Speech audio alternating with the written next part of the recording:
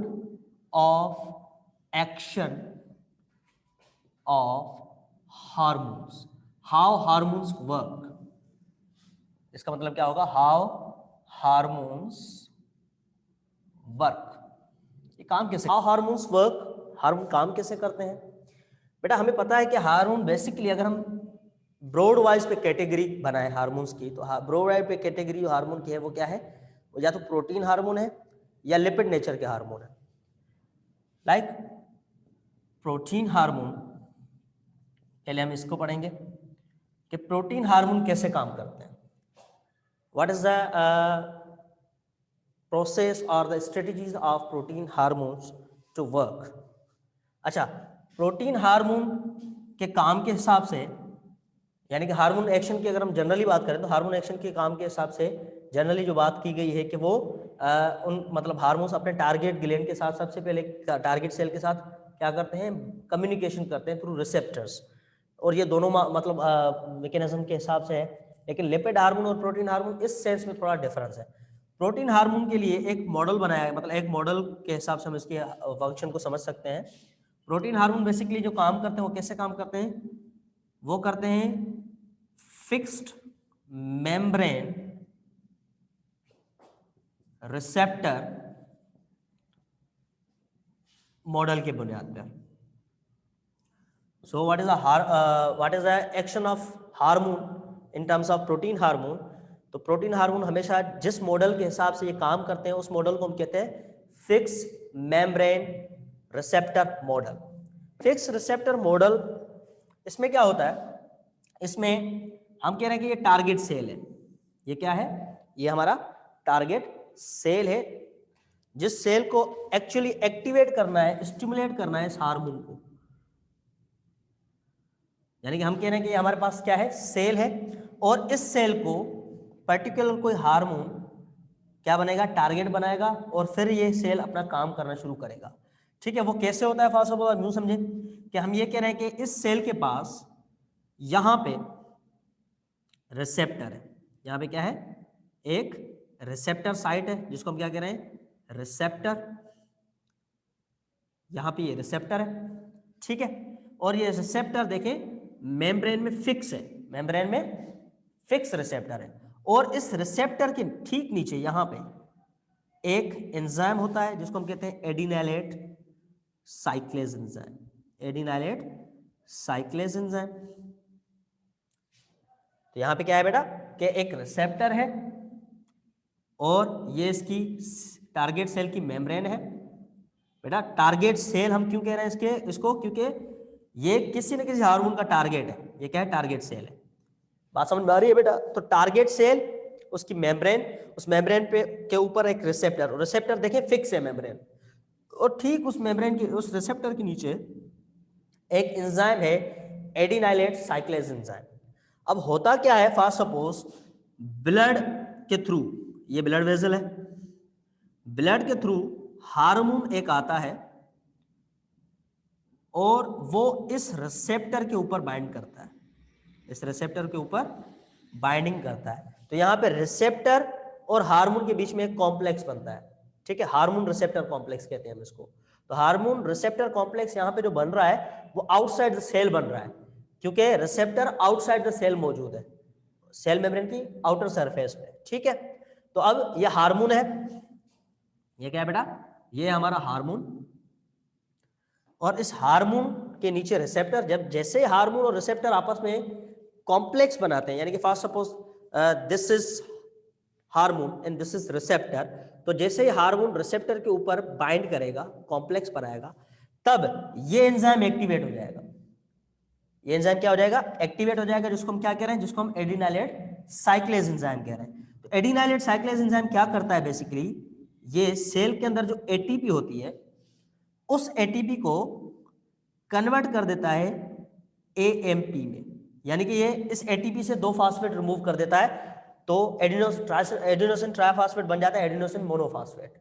ठीक है, अच्छा, लेकिन इसको हम कहते हैं साइक्लिक एएमपी, क्योंकि ये रिसाइकिल हो सकती है। वेल, तो हम यहाँ पे क्या है कि हार्मोन जैसे रिसेप्टर के साथ बाइंडिंग करेगा तो इस टारगेट सेल में एडिनाइलेट साइक्लेस एंजाइम जो होगा वो एक्टिवेट हो जाएगा, वो एटीपी को कन्वर्ट करेगा किसमें, साइक्लिक एएमपी। अब ये साइक्लिक एएमपी क्या करेगा, ये साइक्लिक एएमपी किसी खास एंजाइम, यानी कि जो भी एंजाइम इस सेल के अंदर होगा या जो भी रिस्पॉन्स हमें सेल से करवाना है, तो वो इस खास एंजाइम के लिए एक्टिवेटर का काम करेगा। ये साइक्लिक एएमपी उस खास एंजाइम के लिए क्या करेगा, एक्टिवेटर के लिए, एक्टिवेटर का काम करेगा। हमें पता है कि एंजाइम्स की एक्टिविटीज को हम इनहांस करते हैं थ्रू एक्टिवेटर।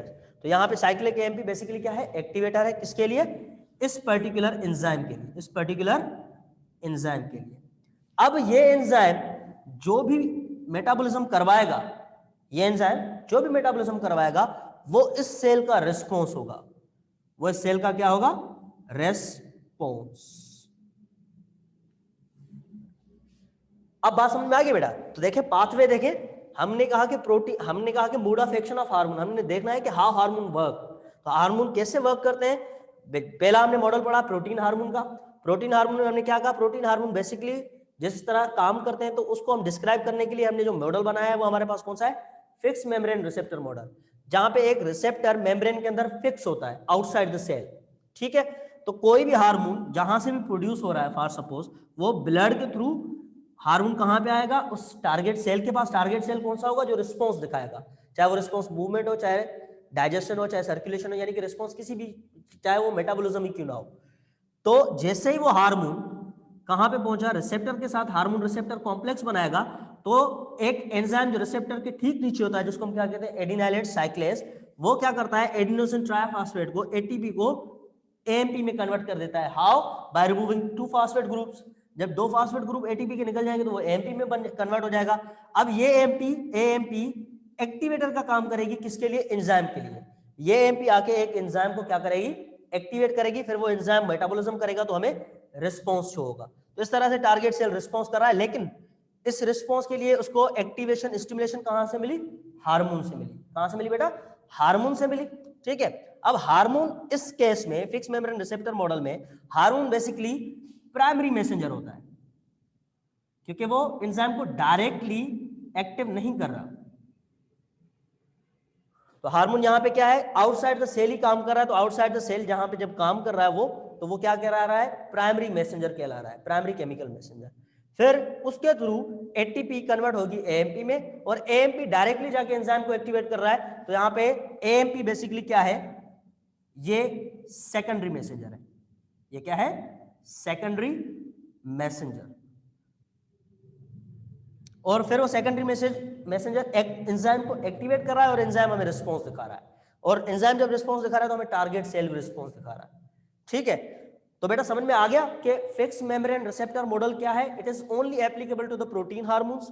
व्हाई, अच्छा इसका रीजन क्या है कि प्रोटीन हार्मोन के लिए ही क्यों, क्योंकि प्रोटीन हार्मोन मेम्ब्रेन के फॉस्फोलिपिड बैरियर को क्रॉस नहीं कर सकते, क्योंकि ये क्या होती हैं, प्रोटीन्स आर हाइड्रोफिलिक मॉलिक्यूल्स, और मेम्ब्रेन में जो फॉस्फोलिपिड बायलर होती है वो हाइड्रोफोबिक होती है। तो हाइड्रोफोबिक से हाइड्रोफिलिक मॉलिक्यूल्स गुजर नहीं सकते, यानी कि वाटर सॉल्युबल मॉलिक्यूल्स वहां से गुजर नहीं सकते, जिसकी वजह से हार्मोन को बाहर रह के ही अपना काम करना है।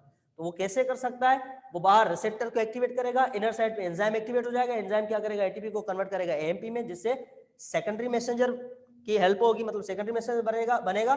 फिर वो सेकेंडरी मैसेंजर जाके एंजाइम को एक्टिवेट कर रहा है। क्यों, क्योंकि यह हार्मोन डायरेक्टली अंदर नहीं आ रहा। Why, because of hydrophobic nature of plasma membrane. बात समझ में आ गई बेटा यहां तक। तो इसको हम क्या कहते हैं, fix membrane receptor model. Why we are, second model है एंजाइम एक्शन को समझने के लिए, वो है मोबाइल रिसेप्टर मॉडल।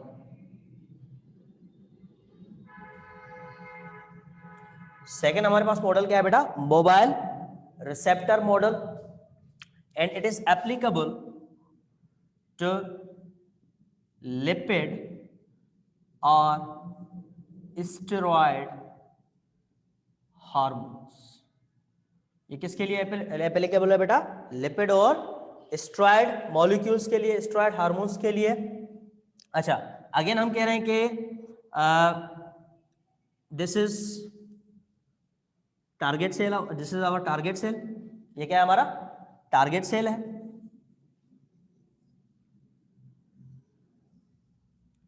ये हमारा क्या है बेटा, टारगेट सेल है। अच्छा, अब टारगेट सेल कि अगेन क्या होगी बेटा, मेम्ब्रेन होगी, क्या होगी, मेम्ब्रेन, प्लाज्मा मेम्ब्रेन। इन प्लाज्मा मेम्ब्रेन हाइड्रोफोबिक है in terms of phospholipid molecules. अच्छा, अब हम यहां पे ये कह रहे हैं कि अब हमारे पास यहां पे जो हार्मोन आ रहा है बेसिकली, वो हार्मोन क्या है, वो हार्मोन है लिपिड नेचर का, स्टेरॉयड नेचर का।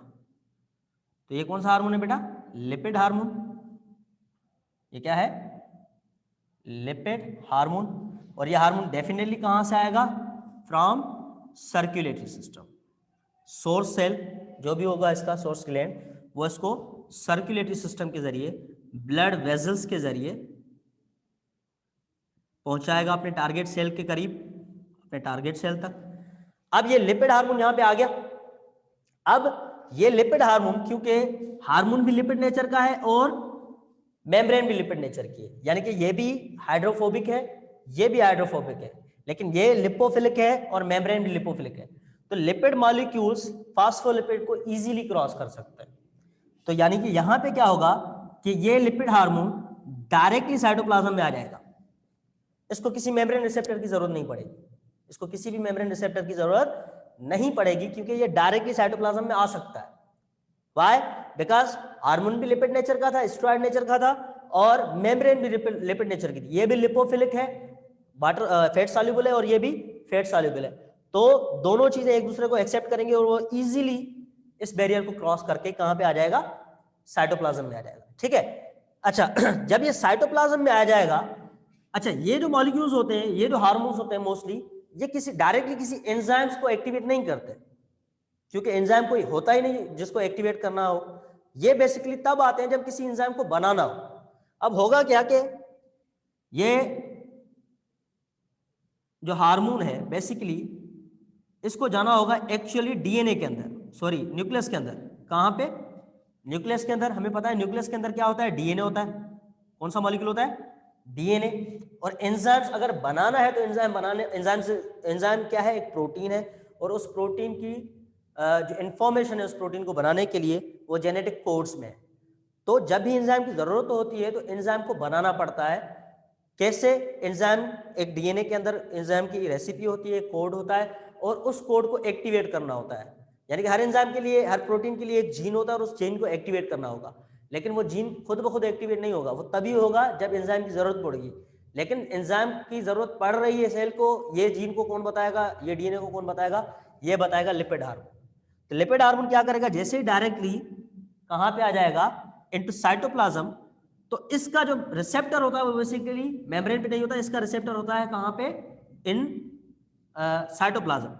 तो यहां पे इसके लिए एक रिसेप्टर होगा, इस लिपिड हार्मोन के लिए एक रिसेप्टर होगा।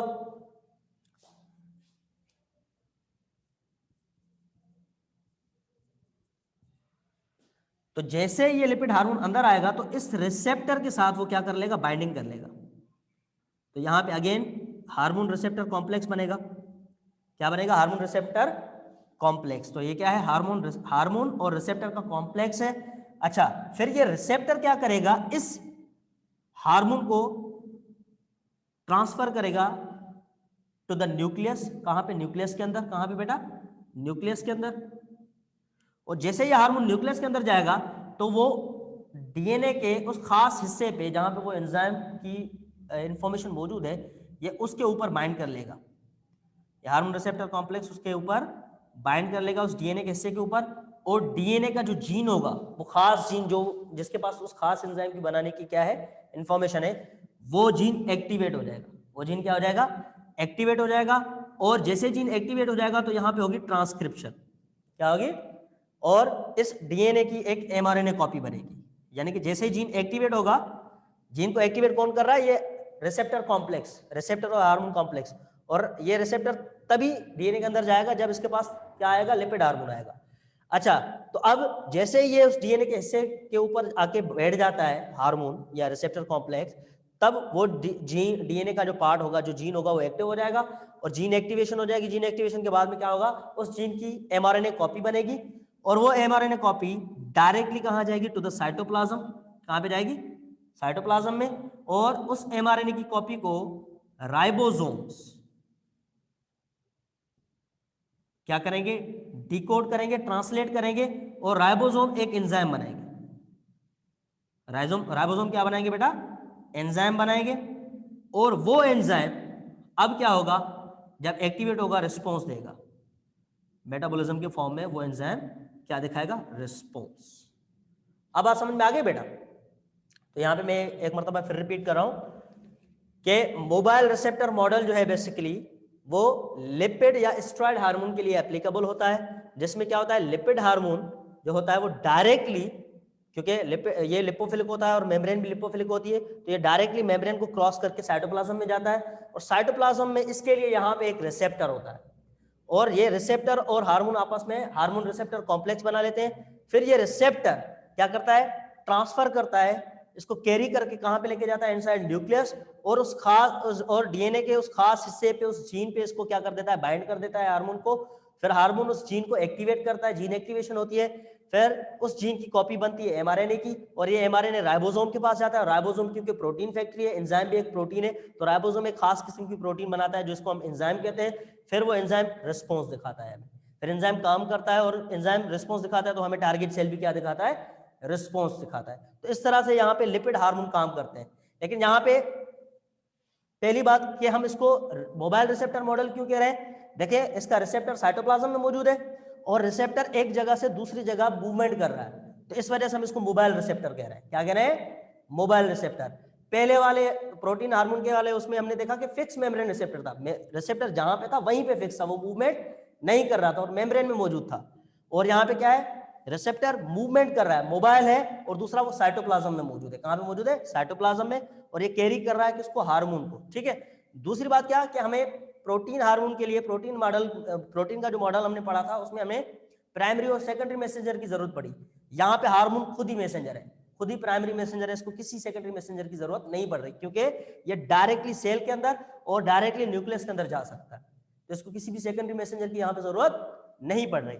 फिर वो क्या कर रहा है, जीन एक्सप्रेशन करवा रहा है, जीन एक्टिवेशन करवा रहा है। फिर एमआरएनए से क्या बन रहा है, एमआरएनए राइबोसोम के पास जा रहा है, राइबोसोम एक प्रोटीन बना रहा है जिसको हम एंजाइम कह रहे हैं, और वो एंजाइम हमें रिस्पांस दिखा रहा है। तो इस तरह से टारगेट सेल हमें क्या दिखाएगा, रिस्पांस दिखाएगा। ठीक है बेटा, याद करने की बात क्या है कि पहले में फिक्स मेम्ब्रेन मॉडल में प्रोटीन हार्मोन्स होते हैं वो बेसिकली सेकेंडरी मैसेंजर को एक्टिवेट करते हैं, फिर सेकेंडरी मैसेंजर बने बनाए एंजाइम को एक्टिवेट करता है। एंजाइम पहले से ही मौजूद होता है उसमें, लेकिन जब हमें एंजाइम की कमी होती है तब हमें लिपिड या स्टेरॉयड हार्मोन्स की जरूरत पड़ती है, और वो स्टेरॉयड और लिपिड हार्मोन डायरेक्टली क्या करते हैं, एंजाइम की प्रोडक्शन से रिलेटेड होते हैं, वो एंजाइम को प्रोड्यूस करवाते हैं, फिर जाके एंजाइम रिस्पांस दिखाता है। तो पहले में एंजाइम मौजूद थे ऑलरेडी, जस्ट एक्टिवेट करना था। दूसरे मैकेनिज्म में हमें एंजाइम को पहले बनाना है, फिर एक्टिवेट करना है, फिर यानी कि उसको एक्टिव करना है। अंडरस्टैंड।